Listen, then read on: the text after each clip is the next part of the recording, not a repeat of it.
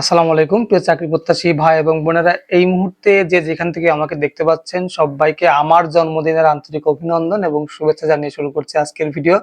বরাবরের মতো রিকোয়েস্ট থাকবে, যে যেখান থেকে এই মুহূর্তে আমাকে দেখতে পাচ্ছেন প্লিজ এই ভিডিওটা লাইক করে দিবেন এবং অবশ্যই চ্যানেলের প্রথমবার হয়ে নিজ দায়িত্বে চ্যানেলটি সাবস্ক্রাইব করার জন্য বিনীত অনুরোধ জানাচ্ছি। এবং হ্যাঁ, যারা এখনো পর্যন্ত আমার জন্মদিনে আমাকে উইশ করেননি, অবশ্যই এই ভিডিওর কমেন্ট বক্সে জন্মদিনের উইশটা করে আসবেন, ভালো লাগবে আরকি।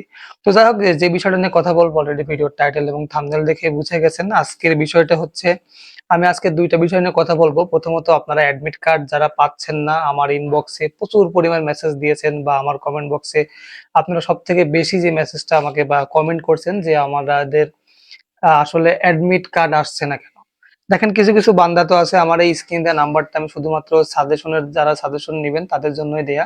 কিন্তু আপনারা মধ্যে কিছু কিছু বান্দা আছে যারা আমাকে ডাইরেক্ট হোয়াটসঅ্যাপে নক করে বলে, ভাই আমার তো অ্যাডমিট কার্ড আসেনি, আমার তো অ্যাডমিট কার্ড আসেনি। দেখেন, আপনার অ্যাডমিট কার্ড আসেনি, আপনি কোন ইউনিটে আবেদন করেছেন, কি বিষয় না আসায়, এই বিষয়টা আপনারা আগে ক্লিয়ারলি জানবেন। তা না হয়ে শুধুমাত্র আমাকে প্রশ্ন করে থাকেন, ভাই আমার অ্যাডমিট কার্ডটা আসেনি, ভাই আমার অ্যাডমিট কার্ডটা আসলো না, আমার কি অ্যাডমিট কার্ড আসবে না, আমি কি পরীক্ষা দিতে পারবো না? এতটা অস্থির হবার কিচ্ছু হয়নি। আই রিপিট, আগে থেকে এতটা অস্থির হওয়ার কিছু হয়নি। একটা জিনিস যদি আপনারা বিগত দিক থেকে খেয়াল করেন, তাহলে খুব সহজেই একটা জিনিস আপনি বুঝতে পারবেন। জিনিসটা কি? দেখেন, যাদের রাজেন্দ্রপুরে ক্যান্টনমেন্টে যাদের পরীক্ষা হবে, রাজেন্দ্রপুর বেসিক্যালি তো একটা ক্যান্টনমেন্টে ইউনিটটা একটা হয় না। একটা হয়? একটা ক্যান্টনমেন্টের মধ্যে মিনিমাম ৪০ থেকে ৫০ টা ইউনিট হয়ে থাকে একটা ক্যান্টনমেন্টের ভিতরে। তো ওই ৫০ টি ইউনিটেই তো আর আপনার একদিনে পরীক্ষা হচ্ছে না। এটা আপনাকে বুঝতে হবে। রাজেন্দ্রপুরে ৭ তারিখ থেকে পরীক্ষা শুরু হবে, এই মানে না যে রাজেন্দ্রপুর পুরো গ্যারিসনেই ৭ তারিখে পরীক্ষা শুরু হতে যাচ্ছে। বিষয়টা এরকম না। তো যারা গাজীপুরে আবেদন করেছেন, অ্যাডমিট কার্ড কিছু কিছু মানুষের এসেছে, যাদের ৭ তারিখে পরীক্ষা শুক্রবারে, এবং সব্বাই তো আর ওই একই ইউনিটে আবেদন করেন নাই, ভিন্ন ভিন্ন ইউনিটে আবেদন করেছেন। তো আপনারা অ্যাডমিট কার্ড পেয়ে যাবেন। এ নিয়ে টেনশনের কিছু নেই। আপনাদের ফোকাস এখন সবথেকে বেশি হবে আপনারা কিভাবে মেধা তালিকায় টিকবেন। কালকের ভিডিওতে বলেছিলাম যে পরীক্ষার দিন বা পরীক্ষার জন্য আপনার কি কি করণীয়, কি বিষয় আশায় আছে বিস্তারিত, কিন্তু আমি কালকে আমার ভিডিওতে বলেছি, গতকালকের ভিডিও। যারা এখনো পর্যন্ত দেখেননি ওটা দেখে নিয়েন। তো এখন যে বিষয়টা নিয়ে কথা বলবো, যে আপনাদের আসলে অ্যাডমিট কার্ড আপনারা পেয়ে যাবেন, যেহেতু আপনারা পে অর্ডার করেছেন ওই ইউনিটের নামে, আপনারা অ্যাপ্লিকেশন পাঠিয়েছেন, আপনাকে অবশ্যই ফেরত খাম তারা পাঠাবে। ফেরত খাম যদি নাও পাঠায়, যদি সময় স্বল্পতার কারণে, তাহলে অবশ্যই তারা কিন্তু আপনাকে মেসেজ দিবে, অর্থাৎ আপনার ফোনে এসএমএস আসবে। এটা নিয়ে আমি মনে করি যে আলাদা করে মাথা ঘামানোর কিছু নেই, আপনারা পেয়ে যাবেন। এখন আপনাদের সবথেকে বেশি ফোকাস হবে লিখিত পরীক্ষায় আপনারা কিভাবে টিকবেন। দেখেন, চাকরির জন্য সর্বমোট ৩ টা ধাপ। প্রথমটা হচ্ছে লিখিত পরীক্ষা, তারপর হচ্ছে ভাইবা পরীক্ষা, তারপর হচ্ছে মেডিকেল পরীক্ষা। এখন লিখিত পরীক্ষায় যদি আপনি উত্তীর্ণ না হতে পারেন, তাহলে ভাইবার জন্য যাবেন কিভাবে? আর ভাইবা পর্যন্ত যদি আপনি যেতে পারেন বা যাবেন, যদি আপনি চলেও যান, সেক্ষেত্রে কিন্তু বড় আরেকটা বাধা হয়ে দাঁড়াবে মেডিকেলে। তো মেডিকেল আসলে সেনাবাহিনীর অসামরিকে কি কি দেখে, এই বিষয়টা নিয়ে আমি অনেক আগে একটা ভিডিও বানিয়েছিলাম, আমার চ্যানেলের হোম পেজে গেলেই হয়তো আপনারা দেখতে পারবেন। এবং আমি চিন্তা করছি যে আগামী পরশুদিন, অর্থাৎ ৭ তারিখে বা ৬ তারিখ, কালকে আগামী ৬ তারিখ, আমি যেহেতু ৭ তারিখ থেকে পরীক্ষা শুরু হবে, তো অসামরিকে মেডিকেল আসলে কি কি হয় এই বিষয়টা নিয়ে খুঁটিনাটি আলোচনা করব। ভিডিওটা যদি একটু লম্বাও হয়, অর্থাৎ আগামী কালকের ভিডিও আলাদা যদি বাছাই রাখে তাহলে বানাবো, অবশ্যই আপনারা দেখে নিন, উপকারে আসবে। এখন আপনারা লিখিত পরীক্ষায় টিকবেন, অনেক শ্রদ্ধেয় জ্ঞানী গুণী মানুষজন আছেন যারা বলেন কিনা, পঞ্চম শ্রেণী পাশ করে বা পাশের একটা সার্কুলারে অ্যাপ্লিকেশন করেছি, এখানে লিখিত পরীক্ষার জন্য আসলে আমার কি বা পড়ব। প্রশ্ন যা আসবে 1 থেকে 5 ক্লাসের মধ্যে আশেপাশে এরকমই আসবে। এরকম জিনিস যদি আপনিও সেই ভাইয়ের মতোই যদি ভাবতে থাকেন, আমি মনে করবো যে আপনি পৃথিবীর সব থেকে বড় গাধা, বিশেষ করে বাংলাদেশের ভিতরে। দেখেন, বাংলাদেশে বর্তমানে শিক্ষিত বেকারের কোনো অভাব নেই। আর এই সরকারি চাকরিগুলো যে সার্কুলার গুলো হয়, এইগুলা ওই সেই ব্রিটিশ পিরিয়ডের ওই একই নিয়ম না। একটা জিনিস চিন্তা করেন যে বাংলাদেশ সেনাবাহিনীর মধ্যে একটা বাহিনীতে এই অসামরিক বা সিভিলিয়ানে যারা চাকরি করে, এখনো ডাক যোগাযোগের মাধ্যমে আপনার অ্যাপ্লিকেশন করতে হয়। এবং আমাদের অ্যাপ্লিকেশন করার পরে সবসময় যান ঠোঁটের পাত থাকে যে আমরা পরীক্ষা দিতে পারবো কি পারবো না। এই যে অ্যানালগ সিস্টেমে এখনো পড়ে আছে, কেন পড়ে আছে জানেন? ওই যে পাকিস্তান আমলে যে ধরনের নিয়োগ বিজ্ঞপ্তি প্রকাশ করে আসছিল, ওই একই রকম সেই ক্যাটাগরিতে এখনো আমরা আছি, যার জন্য এই যে আমাদের এই ধরনের মন মানসিকতা থাকে। তো এইবার যারা যারা অ্যাপ্লিকেশন করেছেন, যারা যারা পরীক্ষা দিবেন, পরীক্ষার প্রশ্ন দেখলে আমার মনে হয় যে আপনাদের চোখ কপালে উঠে যেতে বাধ্য।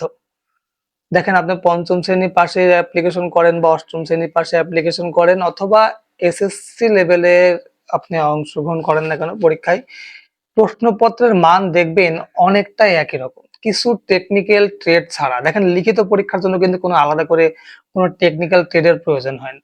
একজন পরিচ্ছন্নতা কর্মীও যে পদে পরীক্ষা দিবে, যেভাবে লিখিত পরীক্ষা দিবে বা যে প্রশ্ন হবে সেই রকম ঠিক একজন ইলেকট্রিশিয়ান অথবা একজন টেলার লিখিত পরীক্ষা কিন্তু একরকমই হবে।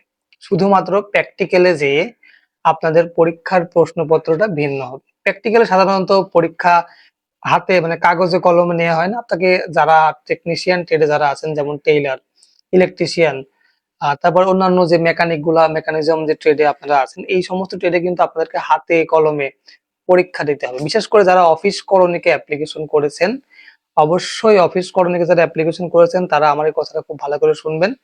অফিস করণে অ্যাপ্লিকেশনে যখন আপনি করবেন, প্র্যাকটিক্যালের জন্য যখন আপনাকে কম্পিউটার দিয়ে বসিয়ে দেওয়া হবে, অন্তত টাইপিংটা খুব সুন্দরভাবে আপনারা শিখে যাবেন। তো যদি টাইপিং করতে না পারেন, এখনো অনেকদিন সময় আছে। আমি মনে করি যে যদি চেষ্টা করেন ২ দিনে একটা জিনিস শিখে যাওয়া খুব খুব ইজি। তো যাদের এখনো পর্যন্ত যারা টাইপিং এ খুব দুর্বল আছেন, তারা বাজারে বা বাড়ির আশেপাশে যদি কারো ল্যাপটপ অথবা কম্পিউটার থাকে, এই সীমিত সময়ের মধ্যে আমার মনে হয় আপনার শিখে নেওয়া উচিত। এখন ২ নম্বর হচ্ছে আপনারা কি বিষয় নিয়ে পড়বেন।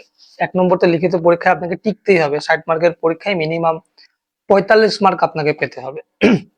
বা যদি ৫০ মার্কের পরীক্ষা হয়, সেক্ষেত্রে আপনাকে মিনিমাম ৩৮ বা ৩৯, ৪০ আশেপাশে এরকম থাকতে হবে। তা না হলে লিখিত পরীক্ষায় টিকতে পারবেন না, ১ম থেকেই বাদ পড়ে যাবেন। এখন এই লিখিত পরীক্ষায় টিকার জন্য আপনাকে কোন কোন বিষয় নিয়ে পড়তে হবে সেইটার দিকে যদি আমি একটু আসি, সর্বপ্রথম আপনাকে সবথেকে বেশি জানতে হবে হচ্ছে সাধারণ জ্ঞান। সাধারণ জ্ঞান, ভৌগোলিক জ্ঞান এবং সেই সঙ্গে বাংলাদেশের বর্তমান যে অবস্থা, ২৪ আগস্টের পর থেকে এখনো পর্যন্ত বাংলাদেশে যত ইতিহাসগুলো হয়েছে, বেসিক্যালি এই সমস্ত ইতিহাস আমরা সবাই জানি। তারপরেও আর্মিতে এই ধরনের প্রশ্ন খুবই কম আসে। তবে যে জিনিসগুলো আসে সেই জিনিসগুলা নিয়ে আমি বহুত রিসার্চ করেছি। আমি বিগত বিশ্বাস করবেন কিনা জানি না, আমি বিগত ৫ থেকে ৭ বছরে যতগুলো পরীক্ষা হয়েছে, সমস্ত পরীক্ষার প্রশ্নের একটা ভিত্তি করে আমি একটা সাজেশন তৈরি করেছি। যে সাজেশনের মধ্যে আপনারা বাংলা, ইংরেজি, গণিত, সাধারণ জ্ঞান থেকে শুরু করে ভাইবা পরীক্ষার প্রস্তুতি পর্যন্ত আমি আমার সাজেশনে দিয়ে দিব। খুবই অল্প মূল্যে অরিজিনাল অথেন্টিক ভাবে আমি খুব কষ্ট করে এই সাজেশনটা তৈরি করতে আমার প্রায় ১.৫ মাস সময় লাগছে। তো যাই হোক, এই ১.৫ মাসে আমি আমার পরিশ্রম, মেধা যতটুকু আছে সেটা দিয়ে আমি এই সাজেশনটা তৈরি করেছি। স্ক্রিনে দেওয়া নাম্বারে হোয়াটসঅ্যাপে যোগাযোগ করবেন। লিখিত পরীক্ষার জন্য আমি মনে করি যে এর থেকে বেস্ট সলিউশন আপনারা আর কোথাও পাবেন না। বিশেষ করে একটা কথা বলে রাখি, ১২৩ পেজের একটা সাজেশন, যেটার মধ্যে আপনারা প্রশ্ন এবং উত্তর সহ পেয়ে যাবেন। বাকি আরেকটা ফাইল আমি আপনাদেরকে দিব, যেটা মাত্র ২৯ পৃষ্ঠার একটা বা ২৯ পেজের একটা সাজেশন, যেখানে আপনারা নমুনা প্রশ্ন পাবেন। সেই নমুনা প্রশ্নে কিন্তু কোন রকম কোনো উত্তর দেয়া নেই, কারণ এটা হচ্ছে বিগত পরীক্ষার প্রশ্ন অনুসারে এই নমুনা প্রশ্নটা বানানো। এই একই প্রশ্ন আমি জাস্ট ঘুরাই ফিরে উপরে নমুনাটা লাগাই দিছি। তো যাই হোক, এরপরে যেটা যেটা বলতে চাচ্ছিলাম যে বাকি যেগুলা পাবেন সেগুলা ভাইবা পরীক্ষার জন্য আপনার খুবই উপকারে আসবে। ভাইবা পরীক্ষার জন্য আলাদা করে প্রস্তুতি দেয়া আছে এবং ওই ১২৩ পৃষ্ঠার যে মেইন সাজেশন, ওইখানে ২০০ টারও বেশি সাধারণ জ্ঞান দেয়া আছে। তো আপনি যদি এই শর্ট সময়ে এই শর্ট সাজেশনটা নেন, আমি মনে করি যে শর্ট সময়ে এই শর্ট সাজেশনটা নিলে আপনার জন্য সবথেকে বেশি উপকার হবে। এবং এই পরীক্ষার আগে সবথেকে বেশি যে জিনিসটা আপনার জন্য বেশি গুরুত্বপূর্ণ, সেটা হচ্ছে focus your mind and focus A exam. আপনার সবসময় আপনার নিজের ব্রেনের দিকে ফোকাস রাখতে হবে। আপনি কি করতে চাচ্ছেন বা আপনি কি করতে চান। এতগুলো টাকা খরচ করে পরীক্ষা দিতে যাবেন, সেইখানে অবশ্যই আপনাকে লিখিত পরীক্ষায় টিকার জন্যই যেতে হবে। এইরকম মনস্থির করে নিয়ে যদি আপনি যেতে চান বা লিখিত পরীক্ষায় যদি টিকতে চান, অবশ্যই স্ক্রিনে দেওয়া নাম্বারে হোয়াটসঅ্যাপে যোগাযোগ করবেন। সেই সাথে আপনার ভাইবা পর্যন্ত যদি আপনি যেতে পারেন লিখিত পরীক্ষা উত্তীর্ণ হয়ে, তাহলে অবশ্যই ভাইবার জন্য আলাদা করে সাজেশন দেয়াই আছে। এটা আপনার খুব কাজে আসবে। তো আজকে আর বেশি কথা বাড়াবো না, ভিডিও অনেক লম্বা হয়ে গেল। পরবর্তী ভিডিও দেখার আমন্ত্রণ জানিয়ে আমি রাজ আজকের মতো এখানে বিদায় নিচ্ছি। সবাই ভালো থাকবেন, সুস্থ থাকবেন। আল্লাহ হাফেজ।